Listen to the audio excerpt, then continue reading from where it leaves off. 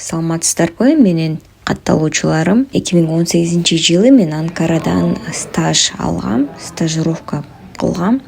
3-4 ай ичи. Анан кийин Кыргызстанга келип, анан ишимди уланткам.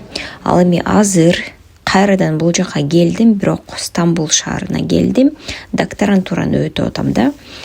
Ошондуктан менин көп пациенттерим, тааныштарым, мени билгендер сурап калышат кеңештерин лечение боюнча же болбосо трансплантация. Көбүнчө ошо трансплантация боюнча суроолор көп түшүп жатат. Анан ошого караштуу мен жооп берейин дегем. Мен ушул Истиния университетинин 3-4 больницасы бар. Ошолордун биринде биз дагы иштеп жатабыз. Эгер каалагандар болсо, пересадка почек, анан печени, мен көбүнчө ошого бейтаптарды чакырып калам да. Эгер сурап атсачы, ошол жөнүндө толугураак айтып берип калам.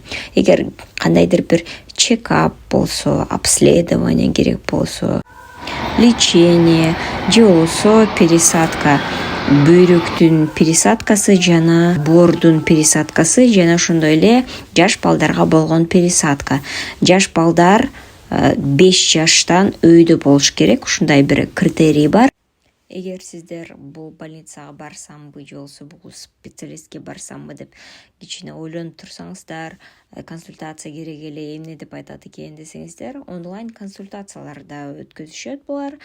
Менден көп бейтаптар бөйрөк алмаштыруу боюнча көп сурашкан болчу, анан мен ал убакта көп жардам бере алган жокмун. Ал эми азыр мүмкүнчүлүгүм бар силерге жардам берип, көргөзүп, ким кайсы жакшы дарыгер экен, кайсы больница жакшы экен, баасы дагы өтө асмандын баасы эмес, жана переводчик керек болсо өзүм жардам берип, сиздерге жол жобосун көргөзө алам.